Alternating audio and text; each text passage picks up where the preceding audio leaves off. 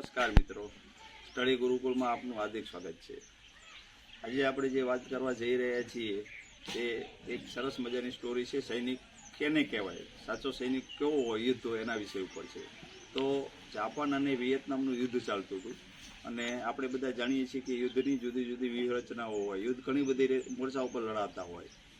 માની લો કે ગોરીલા યુદ્ધ પદ્ધતિ હોય, સામાસામે સૈનિકો લડતા હોય, રાજનૈતિક રીતે લડાતું હોય, આર્થિક રીતે, સામાજિક બધી રીતે યુદ્ધ લડાતું હોય।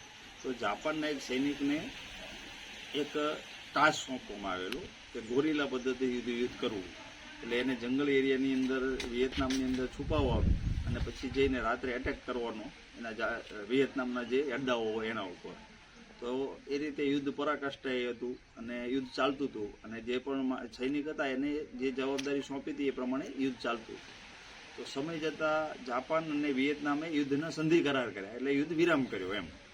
એટલે એના જે સૈનિકો હતા સામાસામી એ બે સૈનિકોએ પોતપોતાના દેશના સૈનિકોને પાછા બોલાવી લીધા। પણ એક સૈનિક એવો હતો કે એને સમાચાર મળ્યા કે યુદ્ધ સમાપ્ત થઈ ગયું છે, પણ એ માનવા તૈયાર નહોતો કે ખરેખર આ યુદ્ધ સમાપ્ત થયું છે કે નહીં। કારણ કે એ માનતો હતો કે આ દુશ્મન દેશની એ ચાલ હોઈ શકે કે મને ભ્રમિત કરવા માટે એમ। એટલે એને પોતાનું યુદ્ધ ગોરીલા પદ્ધતિથી પોતાનું યુદ્ધ ચાલુ રાખતો હતો। તો જાપાનમાં જોયું કે એના સૈનિકને બોલાવવા માટે વિમાનમાંથી પરચીઓ નાખી જાપાને કે આપણા જેટલા યુદ્ધ કેદીઓ છે, યુદ્ધ જે લડવા માટે ગયા છે એ બધા પાછા આવી જાવ એમ।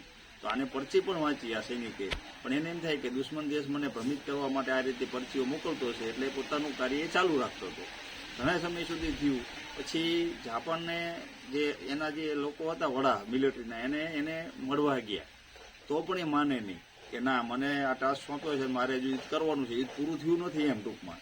એમ કરતાં કરતાં ઘણો સમય થઈ ગયો પછી એને એક બીજી શરત રાખી કે હું ત્યારે જ માનું કે મારા જે બ્રિગેડિયરે મને જે ઓર્ડર આપ્યો હતો કે એ કે આવીને કે ભાઈ આ યુદ્ધ ખરેખર પૂરું થઈ ગયું છે અને તમે પાછા આવો તો હું પાછો આવું। અને ખરેખર પછી જાપાનમાં જે એના અધિકારીઓ હતા જે સમયના એને બોલાવવામાં આવ્યા।